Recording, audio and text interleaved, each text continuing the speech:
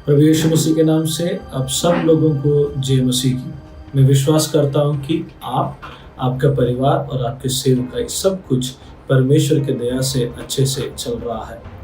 पिछले 3 वीडियो में हम लोग इन बातों को देख रहे थे, किस प्रकार से हम मसीह के चेले बन सकते हैं। हम लोगों ने देखा एक मसीह का चेला बनना है तो एक व्यक्ति को सबसे पहले सुसमाचार में विश्वास करना जरूरी है। सुसमाचार में विश्वास करने के बाद उस व्यक्ति को बपतिस्मा लेकर मसीह के परिवार का एक सदस्य बनना जरूरी है। सदस्य बनने के बाद नहीं तो सदस्य बनते ही उसे प्रभु यीशु मसीह की शिक्षाओं पर मन लगाकर उसे आगे बढ़ना है, ताकि उसके जीवनों में प्रभु यीशु मसीह की आदेशों को वो अच्छे से चल सके, उसका चाल चलन बदलता जाए। आज हम लोग इस वीडियो में हम लोग ये देखेंगे किस प्रकार से प्रभु यीशु मसीह की शिक्षा जो है हमारी जीवनों को बदलता है, नहीं तो हमारे चाल चलन को बदलता है। कई बार हमारे मसीहत के बीच में प्रभु यीशु मसीह की शिक्षाओं को हम एक जानकारी के रूप में तो जरूर लेते हैं, लेकिन उस शिक्षाओं को हमारे दिल में उतारने के लिए नहीं तो हमारे मन में उसे बसाने में कई बार हम भूल जाते हैं। इस बातों को अच्छे से समझना है तो हमें रोमियो के पत्री उसके 12वें अध्याय उसका 1 और 2 आयत को जब हम लोग पढ़ेंगे तो उस बात को हम लोग अच्छे से समझ सकते हैं। उन आयतों को मैं आपके सामने पढ़ना चाहूंगा। रोमियो के पत्री उसके 12वें अध्याय उसका 1 और 2। पहला आयत, इसलिए हे भाइयों, मैं तुमसे परमेश्वर की दया स्मरण दिलाकर विनती करता हूँ कि अपने शरीरों को जीवित और पवित्र और परमेश्वर को भावता हुआ बलिदान करके चढ़ाओ। ये तुम्हारी आत्मिक सेवा है। और इस संसार के सदृश्य ना बनो, परंतु तुम्हारे बुद्धि के नए हो जाने से, एक और बात, परंतु तुम्हारे बुद्धि के नए हो जाने से तुम्हारा चाल चलन भी बदलता जाए, जिससे तुम परमेश्वर की भली और भावती और सिद्ध इच्छा अनुभव से मालूम करते जाओ। अब इन 2 आयतों को अगर हमें अच्छे से समझना है तो रोमियो के पत्री और उसके पहले अध्याय से लेकर उसके 11वीं आयत तक हमें उसका एक झलक हमें देखना बहुत जरूरी है। लेकिन उससे पहले यहाँ पर पौलुस कहता क्या है?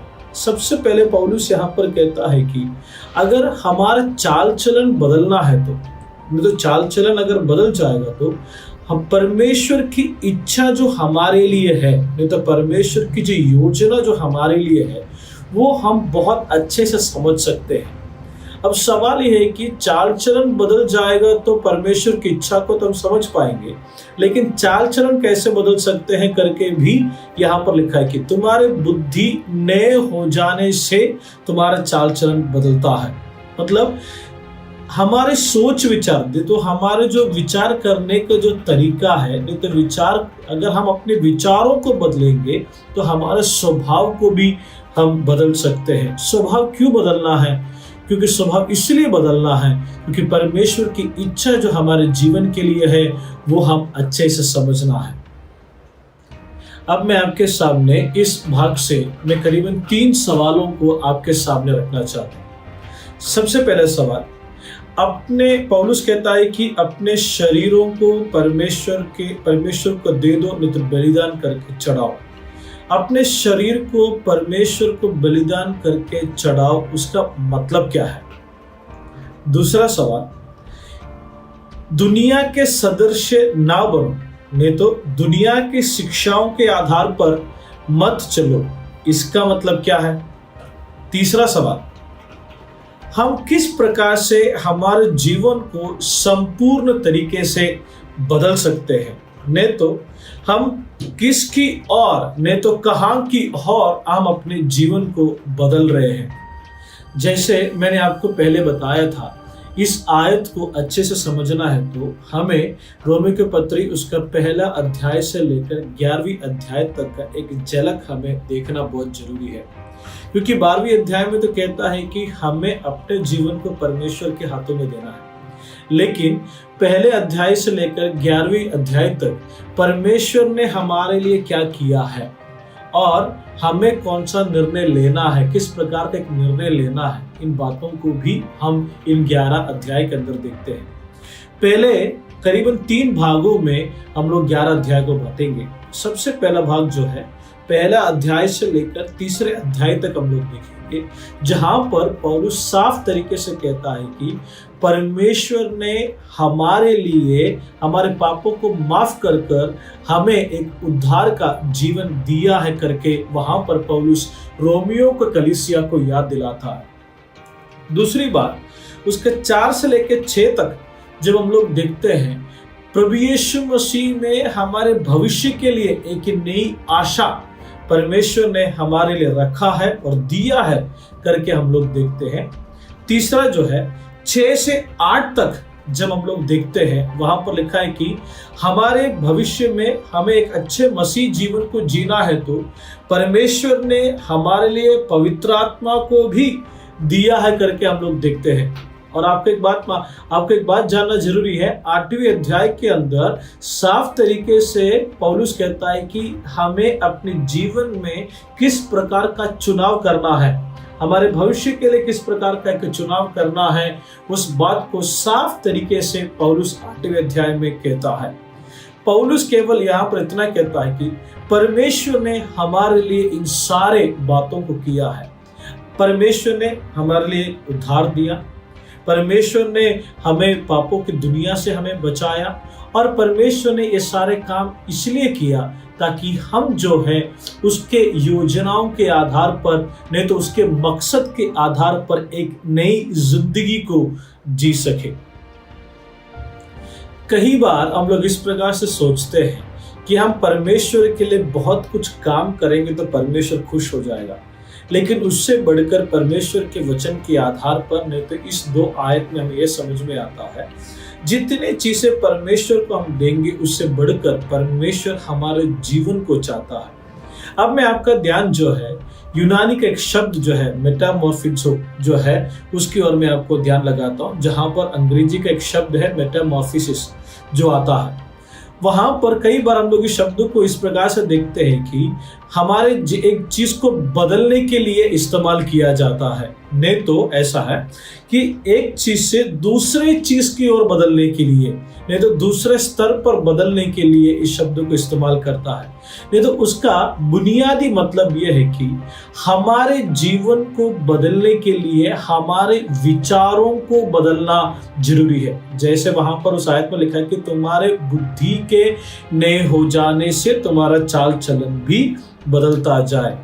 तो इस बात में हम समझ गए कि अगर हम अपने विचारों को बदल दें, नहीं तो हमारे सोच विचारों को अगर हम बदल देते हैं तो हमारे जीवन भी बदल सकता है। अब सवाल ये है कि हम किस प्रकार से हमारे सोच विचारों को बदल सकते हैं। उस आयत में अगर आप ध्यान से देखेंगे उसके दूसरी आयत में साफ तरीके से पहले लिखा है कि संसार के सदृश्य के समान सदृश्य ना बनो। तो उसका मतलब यह है कि संसार के पास भी अपने जीवन का तरीका है और मसीह के पास भी अपने जीने का तरीका है। तो जितना, और 8वें अध्याय में हम लोग देखते हैं कि हमें कौन सा चुनाव करना है करके भी पौलुस ने लिखा। अब हमारे पास 2 रास्ते हैं, संसार के रास्ते भी हैं और प्रभु यीशु मसीह के रास्ते भी है। जितना मन अगर हम संसार के चीजों में अगर लगाएंगे हम उतना ही संसार के सदृश्य बनते जाएंगे। जितना समय और जितना मन हम प्रभु यीशु मसीह की शिक्षाओं पर, प्रभु यीशु मसीह की विचारों पर अगर हम लगाएंगे उतना ही हम प्रभु यीशु मसीह के समान बनते जाएंगे। और आपको मालूम है परमेश्वर के वचन में यह भी लिखा है कि प्रभु यीशु मसीह कहता है कि तुम मेरे समान बनो। तो उसका मतलब ये है कि प्रभु यीशु मसीह चाहता है कि उसकी चेलों जो है दिन प्रतिदिन जो है अपने जीवन को, अपने चाल चलन को बदल कर जो है प्रभु यीशु मसीह के समान बनने के लिए प्रभु यीशु मसीह ने अपने चेलों को बुलाया है।